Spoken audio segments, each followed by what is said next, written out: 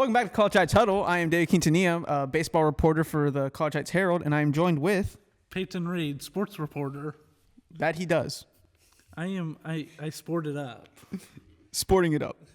David, what happened in the baseball world this weekend? Ooh, baseball world. You know I love the baseball world.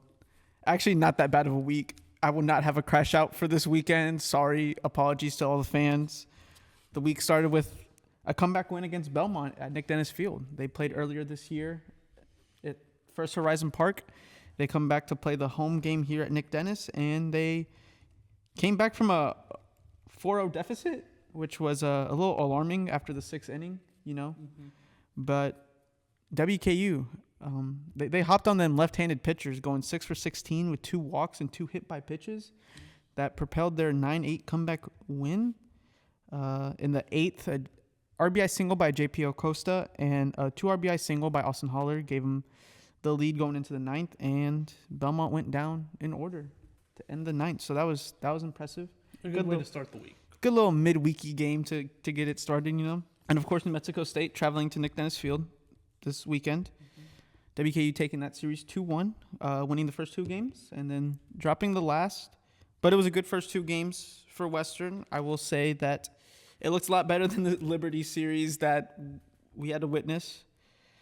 They are now 6-9 in Coosa, which sounds bad, but is not bad, guys, okay? All right? It's okay to be a mid-ladder table team, okay? It's baseball, okay? As long as you see the pitching and as long as you make the other team use a lot of their bullpen, you will be ready for postseason. And that is what WKU did against Jack State, Sam Houston, and Liberty. So it will be harder for them to get knocked out once they face them again, which will probably happen. But game 1 and 2, WKU, they looked like old WKU. They out-hit the Aggies 22-15. And then game 3 happened. And WKU got out-hit 13-4. Awesome. But, hey, game 1, they won 7-3. Starting pitcher Aaron Robertson pitched all right. Decent for a starter. He pitched 3 runs on 4 hits, 2 walks and 7 strikes. And then the reliever, Mick, he's pretty good, actually. He's the bullpen arm that can go the longest. And they need that. And they desperately need that. He went 3.2 innings, hitless in those 3.2 innings with 7 Ks. Pretty good. But you know what comes back and haunts WK baseball every weekend? Hitting with runners on. 2 for 12 with runners on in game 1 and 2 for 10 with runners in scoring position. They might have won the game. But oh Lord, was that hitting with runners on really, really bad. If they continue to perform like this with runners on base, do you think this could cause trouble in the Conference USA tournament? Well, you know, there's this player in the MLB, and he's of Japanese land. From Japan, and his name is Shohei Ohtani. And he plays for the Los Angeles Dodgers, right? And yes. Shohei Ohtani never hits with runners on because he bats leadoff. But you know what he does do? He hits that ball out of the field. And so if it does become an issue during the Coosa tournament, they'll lean on to junior infielder Lane Arroyos, who was injured at the beginning of this series, which was a great segue. He had a finger injury that took him out of games 1 and 2, came back for game 3, and hit a 2 RBI triple. So this guy is clutch. Yeah. This guy is a dude, according to Reardon, that is quoted. Mark Reardon, after a game, said, Lane Arroyos is a dude, which is true. He's also a baseball player and a pretty good one. So, game 2, they win 9-4. It's looking better. They hit 8 for 22 with runners on and 5 for 13 with runners in scoring position. It went better. Right fielder Hayden Robbins came out of nowhere in this game. He went 4 for 5 with 2 RBIs, including a triple. In game 2, 8 out of the 9 runs for the Hilltoppers came with 2 outs, which is insane. Yeah. That is pretty good. Because if we look at game 3, let's look at this game 3 now, guys. They did not do that in game 3. Let's see. They hit into 3 double plays in game 3. Yikes. Once in the first inning with bases loaded with 1 out, and then again in the 6th inning with bases loaded and 1 out.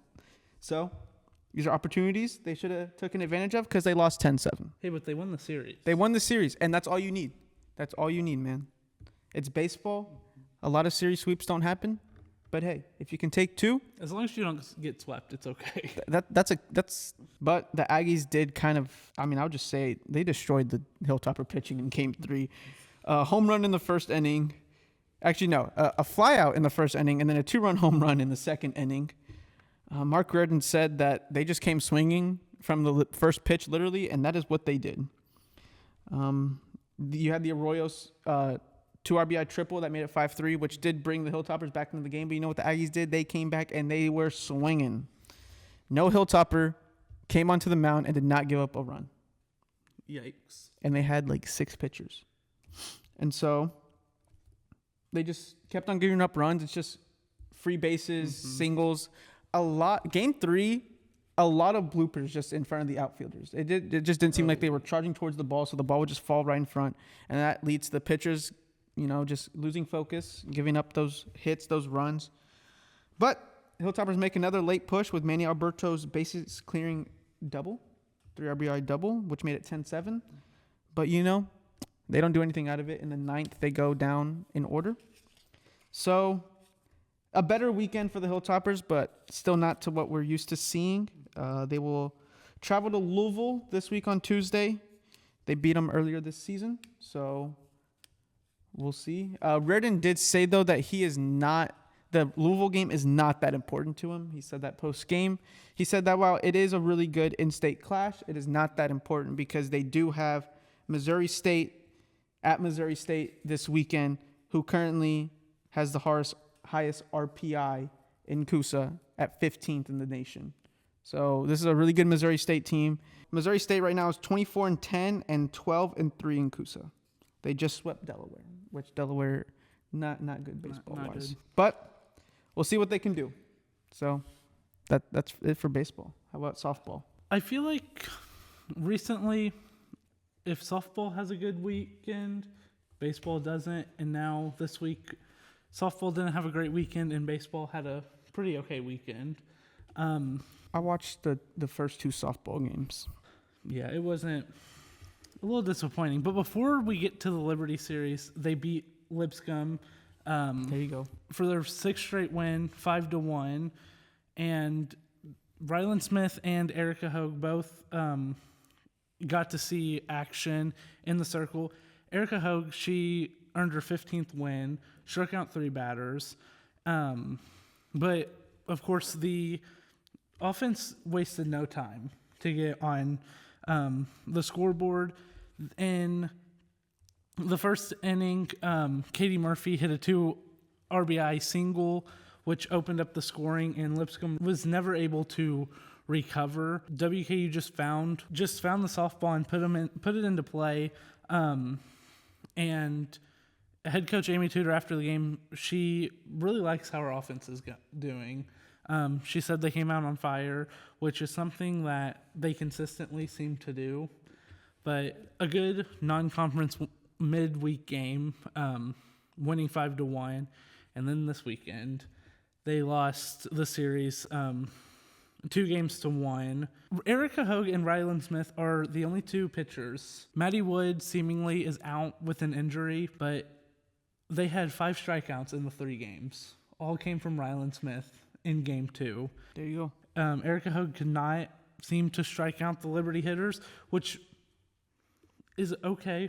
She didn't allow she allowed 5 runs this weekend. Game 1, Liberty took it 3-2, and then shut out WKU 4-0 in Game 2. And then in Game 3, WKU came out and prevented the sweep 1-6-2. But it was one of those weekends where WKU, they got the hits, they just couldn't get the runs across.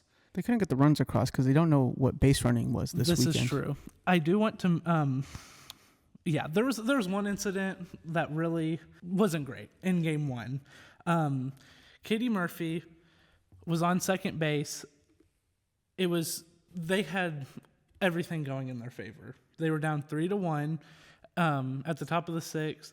Katie Murphy runs through Amy Tudor's stop Amy Tudor, the head coach, told Katie Murphy to stop, and she just went. And then, to make it worse, she runs, realizes she's going to be out, and basically just stops. Just stops running. It's kind of like she didn't want to slide, but like she didn't want to run into the catcher, so she just kind of like put the brakes. She just started tapping the brake pedal, is what it looked like. Which, I mean, if you know you're going to be thrown out, at least like try to make an effort to touch. And you already ignored your coach. So. I mean, you already did step 1 wrong, so you might as well just try to get step 2 achieved. But yeah, but WKU out-hit Liberty 9-3 in game 1. Had 2 runs. Liberty had 3 runs on 3 hits. it's true. So they were eventually able to score in the 6th inning, but the poor base running, obviously there were other factors within the game that caused WKU to lose, but the poor base running really paid dividends as they lost 3-2. And then in game 2, The base running did not get better. it did not get better at all.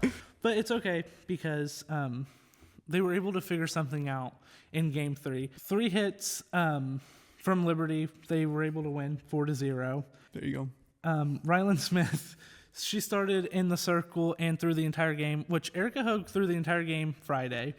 Ryland Smith threw the entire game Saturday. Erica Hogue threw the entire game Sunday, which I found interesting, especially I assume now Ryland Smith will play against Evansville on Tuesday or Wednesday, because Erica Hogue threw like 100 pitches or something today. So unable to get anything going. WKU left 11 runners on base, which isn't great, as we can tell from when David talks about baseball. They couldn't do much of anything. Liberty took advantage Of their poor base running. Morgan Sharp, she tried to go to second with runners on first and second. She wanted to double, and base running just wasn't working out. She got tagged out at first because there's no communication, it appeared.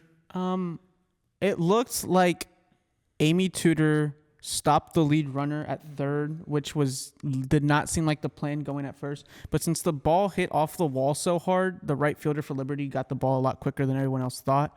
So Amy Tudor had to do a last-second decision to stop the runner at third, which stopped the runner at second, which caused Sharp to run back to first. But during that, Liberty was going to throw the ball home, but Liberty's pitcher cut off the throw home, causing Sharp to get tagged out at first, which the play was challenged, and WKU did not win the challenge.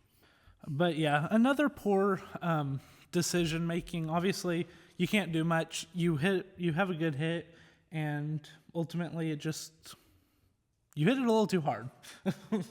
Not the only poor base running decision by the Hilltoppers either in that game. So they were unable to score, losing 4-0, and then finally, after falling to Liberty, coming into the series, they were tied with in the standings, both in second. And WKU prevented the sweep, winning 6-2. They hit 321 on Sunday, which was better than how they've been hitting. But Erica Hogue, she, like I mentioned before, pitched the entire game. Luckily got the win, but allowed 9 hits, which isn't great. And luckily for WKU, Liberty just couldn't get runs across because of the pretty stellar defense WKU's had all season. But Macy Masters, the home run hitter on WKU, opened up the game in the second inning with a 2-run home run, and then Liberty answered right back. But then freshman Lauren Satterley, who just had her first career home run last weekend, hit her second career home run, which gave WKU the 4-2 lead. Liberty just had a sloppy 6th inning, which led to WKU able to move runners around and ultimately picked up the win 6-2.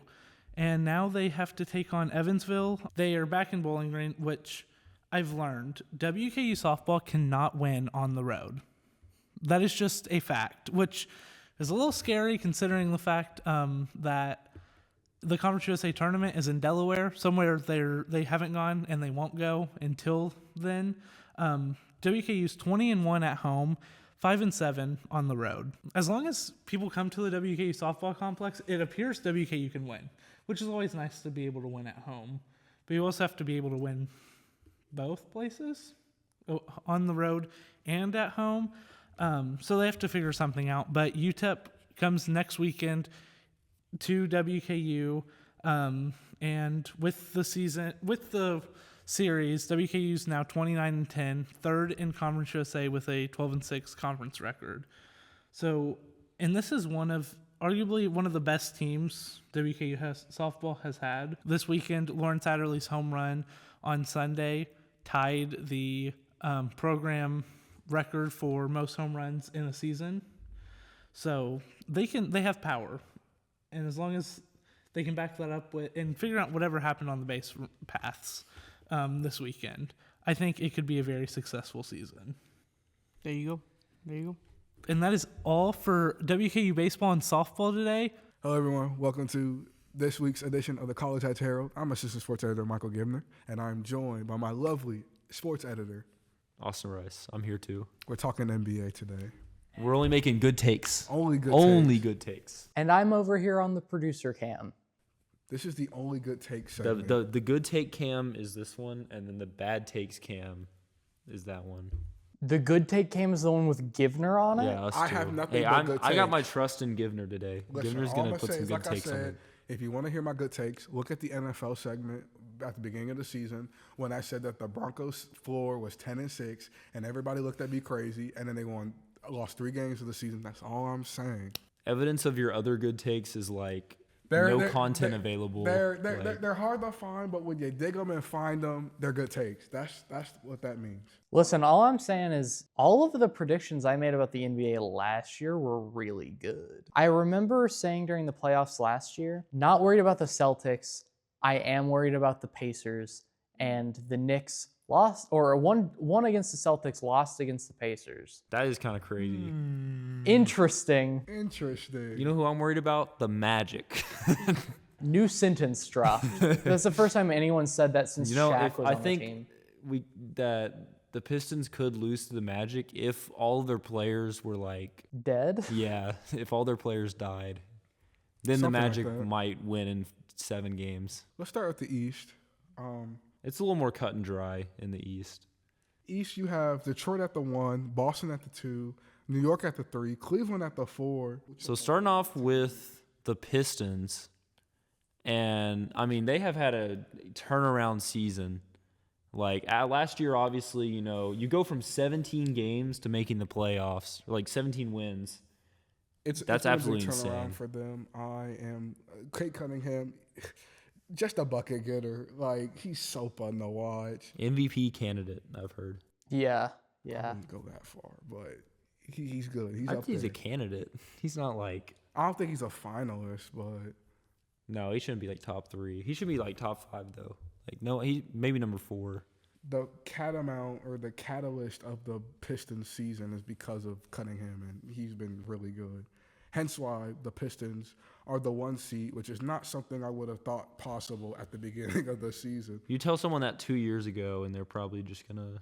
Like, What are you talking about? Just saying anything, but good for the Pistons. They've had a good season. Do I think they're gonna come out the East? Not particularly. No. I think they're young. Yeah, they're too young. I could maybe see them making it out of the East, but if they make the finals, they're not beating the Thunder. They're not beating the Spurs if they make it there. They're not beating the Nuggets. They're not beating the Nuggets, no. Jokic is just too much of a freak of nature. Yeah. As much as I don't like them, Boston, they look good. We saw them earlier watching with the Magic game, and that's the bench players. Yeah, they looked great last year too, and then they got bounced in 6 games against a team that no one picked them to lose against. But see, they have a different roster this year, though. They have a lot younger roster, which could be bad playoff time because they have a lot of young guys. But I feel like if you have Tatum and Brown, anything's possible. It might just be me as a Knicks fan speaking. I think they're pretenders. Pretenders. I don't think that they are genuine contenders. Like, I think we've seen Jason Tatum fold in the playoffs so many times.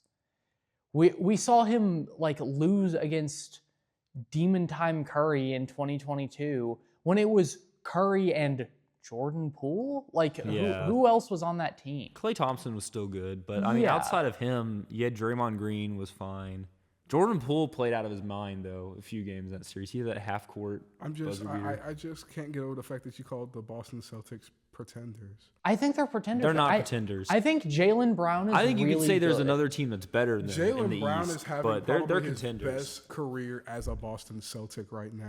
I think he's great. He's playing really I well. think the biggest problem is there is going to be no random Al Horford three Yep, that teams have to yep. worry about. Maybe it's Peyton Pritchard that comes Oh, it is. alive, Yeah, that's a better or, option. or something like that. But I think Tatum and Brown can go get a bucket better than a lot of people in the league, and I think that that's why they are just easy contenders to come out the East. I disagree with that one. As I said, it might just be the Knick fan in me who has a deep hatred for the Boston Celtics. But I think that I've seen this happen several times with them, where going into the playoffs, it's like, oh my God, they're going to come out the East. They're going to be amazing this year. And then they aren't. They kind of underperform. They have a tendency to underperform in the playoffs, I think. Yeah, I don't know. I don't think that the whole team is pretenders. I think Jaylen Brown is an incredible player. Even when Jason Tatum was gone, he carried them to a really good record. I just don't think that Jason Tatum performs well enough in the playoffs for me to see them going as far as I think a lot of people want them to. Listen, here's a stat for y'all. The Celtics, every other year they make the finals. 2022, they made the finals. The next year, they lost to Jimmy Butler. 2024, they won the finals. Next year, they got bounced by the Knicks. What's going to happen in 2026? They're going to make the finals. You're going to get bounced by the Pistons, brother. They are not losing to the Pistons. However the seeding The only works team out. they're losing to is the Knicks. Like, outside of them, Hey, I can agree. Hey, I'll take that as a win, man. because they're beating the Cavs. They're going to beat. Certainly. They're beating the Pistons. They're beating any other team in the East. I can see the Knicks beating them. It's either the Knicks or Celtics out East. Those are your teams. I agree with that. With that. Of course he does. Of course I do. There's no way you're saying the Cavs can make it out of the East. I think the Cavs can make the conference final. Dude, this guy. Yeah, I could see that. They could beat the Pistons. Okay. They're not beating either the Knicks or the Why couldn't they Celtics. beat the Celtics, Knicks? though. The Knicks are just a better team. Donovan versus Brunson? Yes, I'm dude. taking Jalen Donovan- Brunson takes that every. Jalen Brunson outperformed them last time they played in the playoffs. Jalen Brunson was And one of Jalen the. Brunson was a younger player at that point. Was that Utah and Dallas? No, that was New York and Cleveland. Oh yeah, that's right. They Brunson beat was him in one of the 5. best players in the playoffs last year. Yeah, Like- he's a playoff riser. Yes, Jalen he is. Brunson is. I think Peyton said it. He is like the most clutch player in the NBA right now. Yeah, he definitely is. Like, I think when it's required of him, Brunson puts the ball up. I mean, in the series against the Pistons last year, Yeah. he was insane. That shot in Game 6 was That shot in crazy. games. Harden is a consistent playoff dropper. Yep. I can't trust Harden in the playoffs. No, and I think Donovan Mitchell's really good, but I don't think he's enough to carry the team over Jalen Brunson and Karl Anthony Towns Yeah. and Miles Bridges And and I OG just don't Anunoby. trust Jared Allen. I don't trust Jared Evan Allen. Mobley?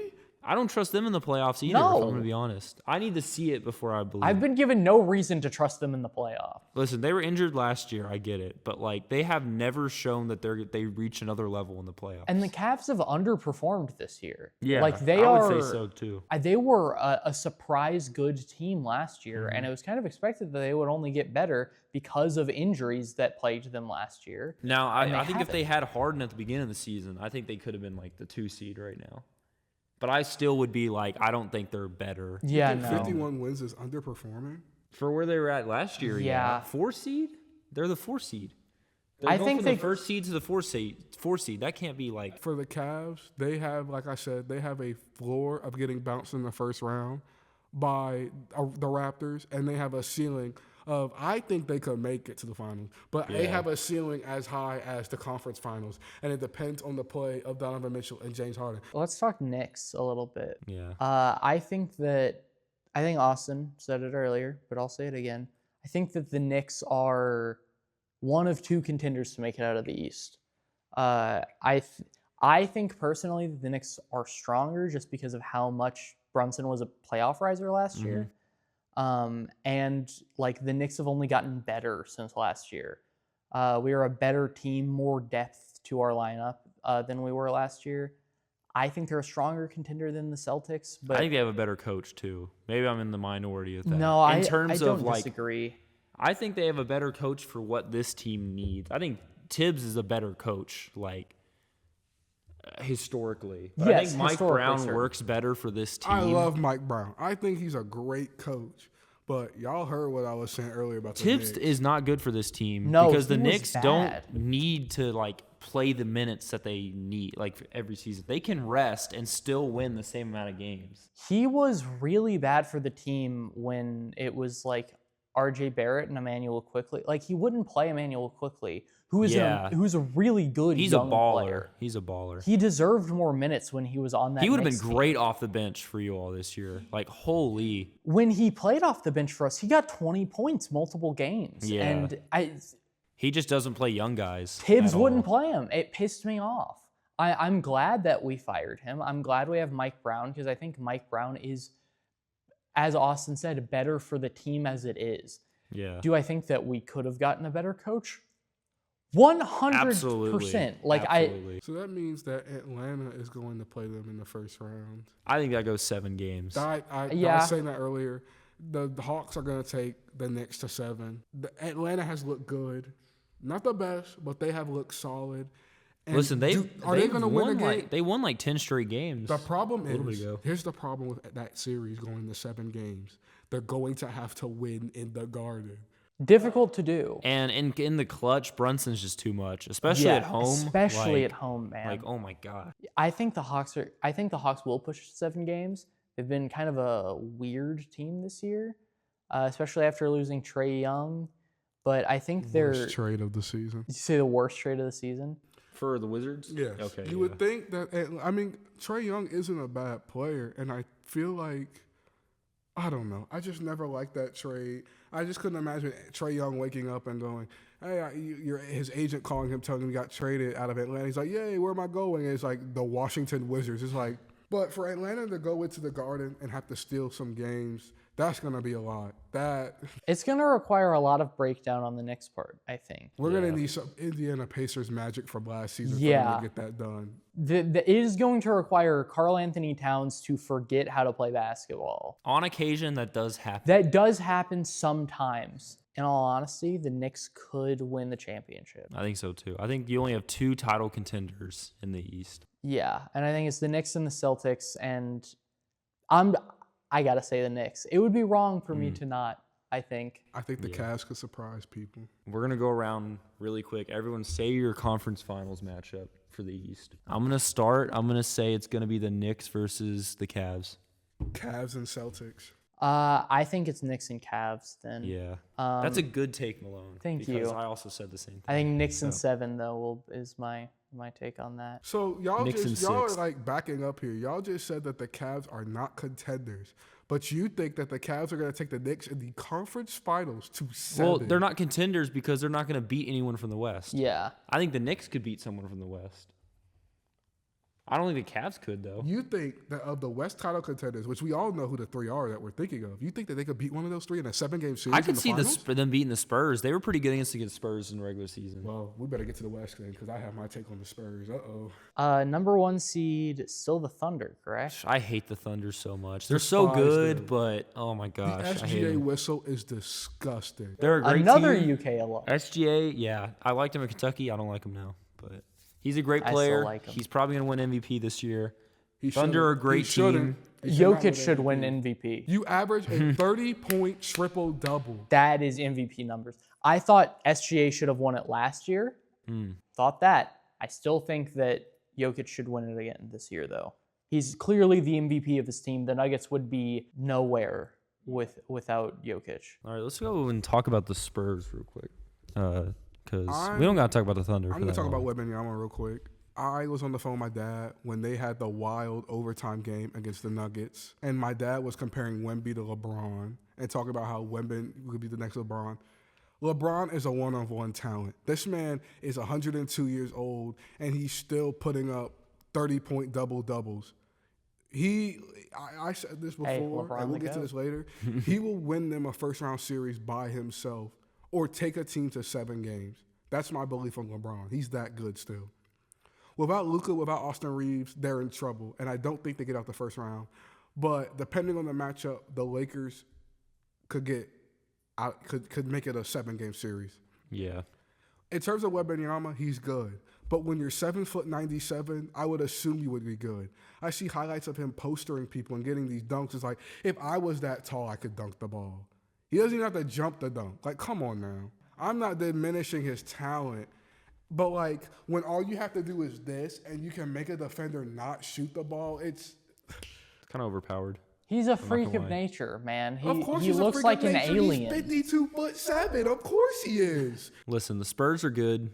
The Spurs good are team. good. I like De'Aaron They're Fox. too young, though. They're too young. They're too young, absolutely. I think that they have the potential to make it to the finals. I don't think that they're beating the Knicks or the Celtics. Yeah. In all honesty, unless Wembanyama becomes Jesus Christ himself, This would be unheard of if the Spurs won the title. Like, this would be like one of the youngest teams to win the title. This would be crazier than like the Dirk Mavs run. Yeah, honestly, it would. Like, it would be crazier than that if the Spurs won, because Wemby's in like his second year technically because he got injured last year. Yeah, I don't think the Spurs get past the other 2 title contenders in the West, that being I OKC don't think and so Denver. either. Speaking of the Nuggets, they're my pick to go out of the West. They're also my pick. Yeah, 11 straight wins up to this point. If they beat the Spurs tonight, 12 to finish the regular season, they're the hottest team in the league. They're also healthy at the right time, which is very important. Finally healthy.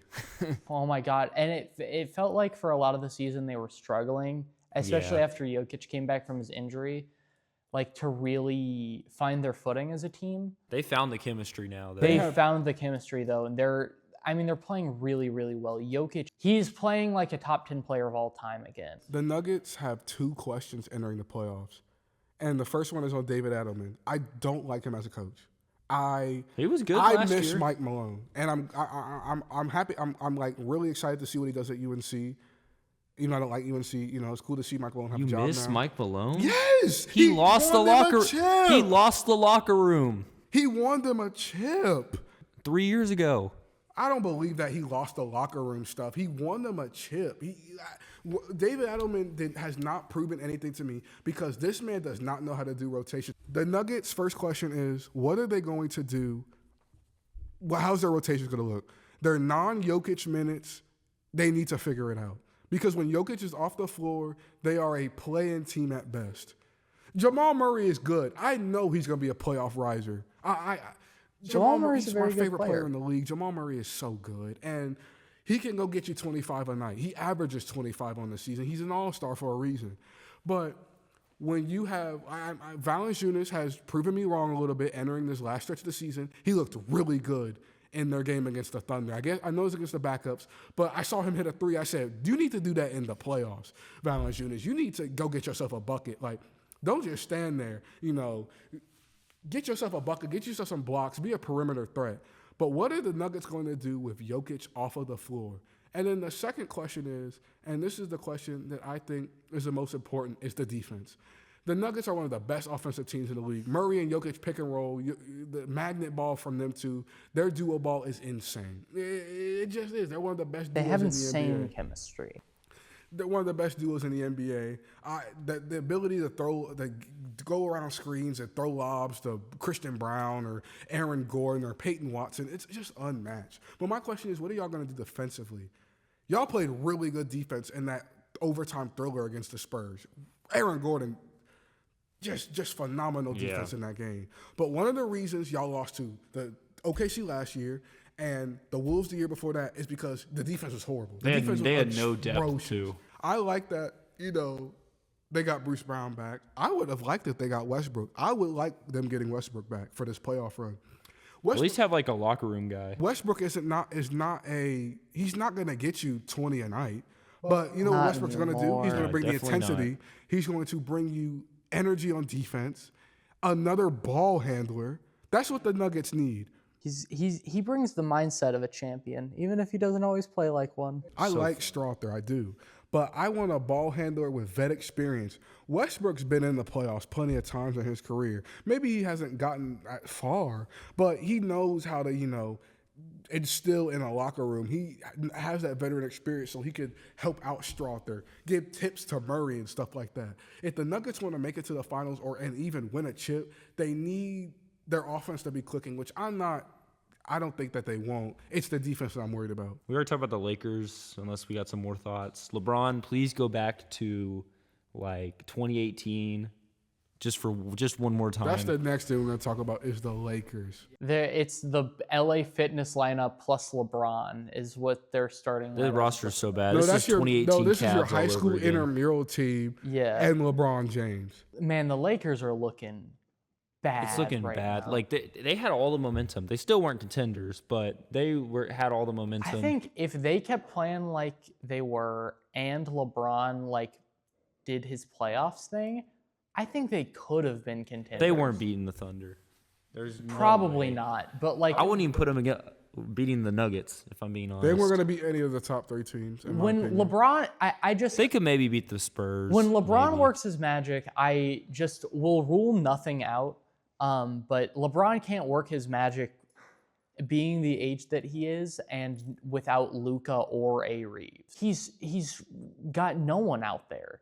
He's got DeAndre Ayton. Yeah, that's why I Yeah, looked at that's him crazy. weird when he said that they could beat the Spurs. Like, DeAndre Ayton is not stopping Victor Wembanyama as much as black as I That is just gave true. him. They do have Luka on the team though, and the Spurs are young.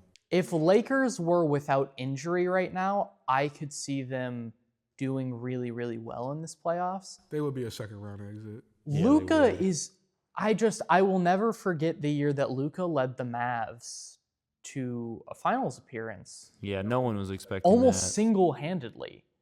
Who else was on that team? No one. Kyrie Irving. He did have Kyrie, but a lot of the offense was just through Luka. Yeah.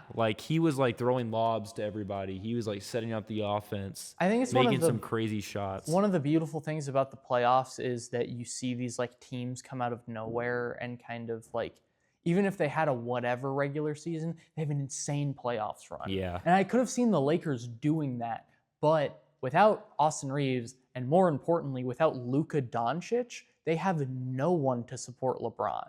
Yeah. DeAndre Ayton is a middling big man. You're And not Clint Capella, buddy. the team is just it's a relic of I think an older time in basketball where the super team was everything and I think we've moved past that as a league. And I Yeah. think it's good for the league, but I think the Lakers still suffer from super team syndrome. They're definitely trying to put together a super team, and it just doesn't make any sense. They just don't have the depth to support their superstars. Yeah. With that being said, though, I mentioned it earlier about the Lakers. I think LeBron could take them to a 7-game series with the Rockets. Yeah, I think he could do that. I just want to see KD versus LeBron in the playoffs. I want to see it again. I mean, there's not really anyone else to talk about in the West. We can talk about the Wolves. I don't even know. I don't even want to talk about the Wolves, if I'm being honest. Anthony We're probably Edwards- a first-round exit. Anthony Edwards will be a playoff riser as he always is. Yeah.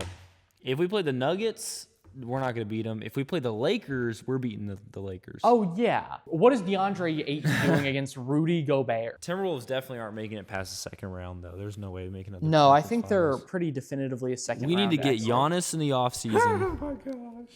and then we're good. We're good to go. We'll give our Western Conference Finals predictions. I think it's going to be Nuggets, Thunder. Yeah. Pretty obvious, I think. Nuggets, Thunder. Unfortunately, I have to say the same thing. Nuggets, Thunder. I could see either of them taking it in 7 games, if I'm being 100% honest. Nuggets with a defense, they're winning the chip.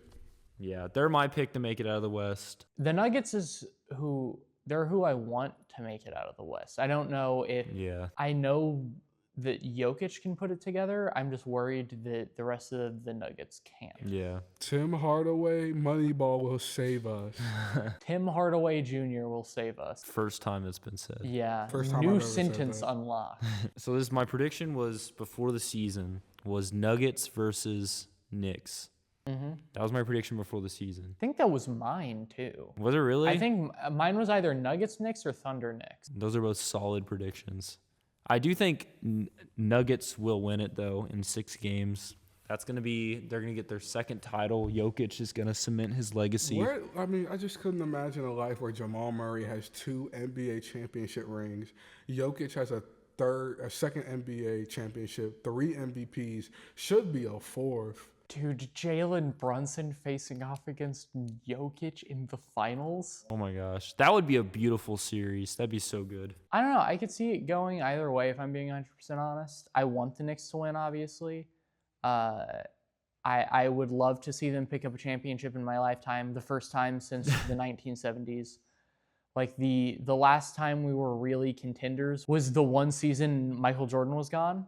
I think that was the last time the Knicks were really had a chance. But now they seem like actual contenders. I really hope that they get a championship before it's Wemby's league. I'd say the next 2 years, this year, next year, are the last chances for a lot of people to get rings before Wemby just takes over. Denver Nuggets, look at what your other predecessors in your city did. The Broncos went to the AFC Championship game and were a Bo Nix ankle break away from making the Super Bowl. The Avs won the President's Cup. They are the best team in hockey right now. Make the city of Denver proud. That's all I'm saying. It's true. I want a Cavs Nuggets final so I can go to a game in Cleveland. This guy wants to go to Cleveland. Why? Why would you want to go to Cleveland? It's the closest city to me. I will say this playoffs is going to be so good. Like, if you are not an NBA watcher, I would say definitely tap into this playoffs because this is set up to be one of the best. Fix the score bug. The score bug is horrible. Fix it. Fix it, please. Thank you guys so much for listening to the College Heights Huddle. We'll be back again next week to talk more things sports. 1, 2, 3. That's when the Nuggets hit a 3-pointer, which they're going to do a lot of. Givner just learned how to count. Follow us on Instagram, herald.sports. Yeah, we'll see you guys next week. Thanks for listening.